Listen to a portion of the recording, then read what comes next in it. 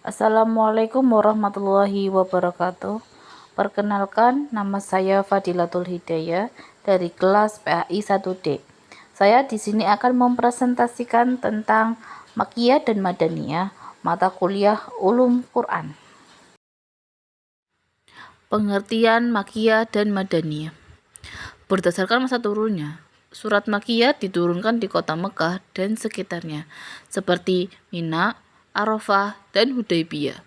Sedangkan Madaniyah, yaitu surat yang diturunkan di kota Madinah dan sekitarnya, seperti Uhud, Kubah, dan Sa'i.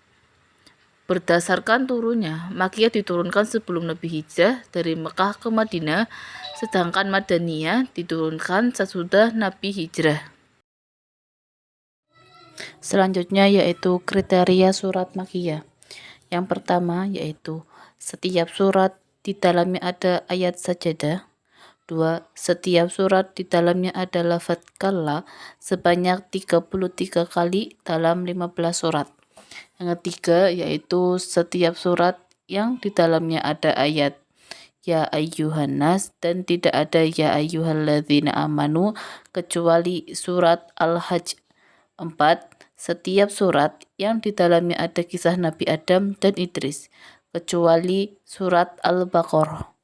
5. Suratnya berisi ajaran akidah. 6. Surat-suratnya ayatnya pendek, bersajak, ijaz al-ibarah, dan padat isinya.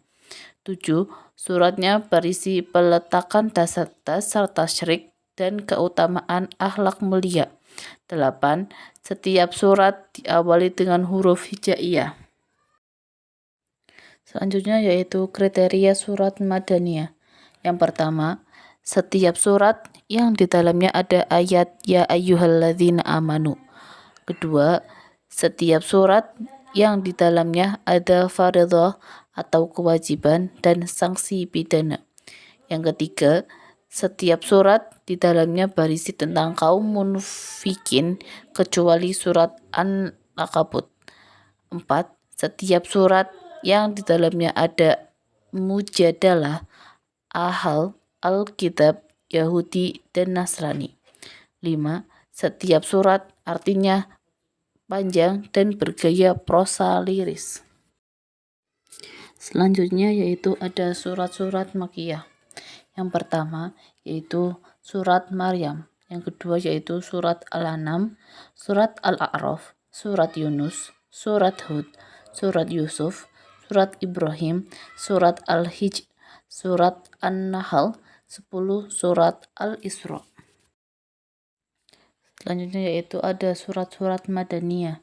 Yang pertama surat Al-Baqarah, surat Ali Imran, surat An-Nisa, surat Al-Maidah, surat Al-Anfal, surat At-Taubah, surat Muhammad, surat Al-Hajj, surat An-Nur, surat Al-Ahzab. Hal-hal khusus yang mengenai Makkiyah dan Madaniyah. Yang pertama, ayat Makkiyah dalam surat Madaniyah seperti surat Al-Anfal ayat 30. Yang kedua, ayat Madaniyah dalam surat Makkiyah seperti surat Al-An'am ayat 151 sampai 153. Yang ketiga, ayat yang diturunkan di Madinah, sedangkan hukumnya Makkiyah seperti surat At-Taubah ayat 1 sampai 3. 4. Ayat yang diturunkan di Mekah, sedangkan hukumnya Madinah seperti surat Al-Hujurat ayat 1 sampai 3. Nomor 5. Ayat Madaniyah mirip dengan ayat Makkiyah seperti surat Al-Anfal ayat 32. 6. Ayat Makkiyah mirip dengan ayat Madaniyah seperti surat An-Najm ayat 32. 7. Ayat yang dibawa dari Mekah ke Madinah seperti surat Al-A'la ayat 1 sampai 19. 8. Ayat yang dibawa dari Madinah ke Mekah seperti surat At-Taubah. Metode mengetahui Makkiyah dan Madaniyah. Ada dua cara untuk mengetahui Makkiyah dan Madaniyah. Yang pertama, Al-Manhaj As-Simai An-Naqli, yaitu melalui riwayat dari para sahabat yang menyaksikan turunnya wahyu dan juga para tabi'in yang mengetahuinya dari para sahabat.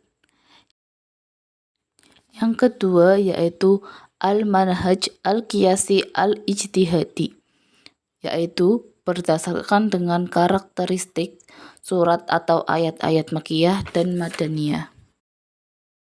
Selanjutnya yaitu kajian Makkiyah dan Madaniyah. Kajian tentang Makkiyah dan Madaniyah diperlukan dalam menafsirkan ayat-ayat Al-Quran untuk menentukan strategi dakwah yang tepat dan juga untuk mempelajari sejarah hidup Rasulullah Shallallahu Alaihi Wasallam. Dengan mengetahui tempat dan periode turunnya ayat-ayat Al-Quran, seorang musafir dapat menafsirkan ayat-ayat tersebut dengan tepat dan benar. Dengan menelusuri tempat dan fase turunnya Al-Quran melalui kajian Makkiyah dan Madaniyah, kita dapat mempelajari bagaimana strategi dakwah yang tepat sehingga dakwah lebih efektif. Demikian presentasi dari saya, kurang lebihnya mohon maaf. Wassalamualaikum warahmatullahi wabarakatuh.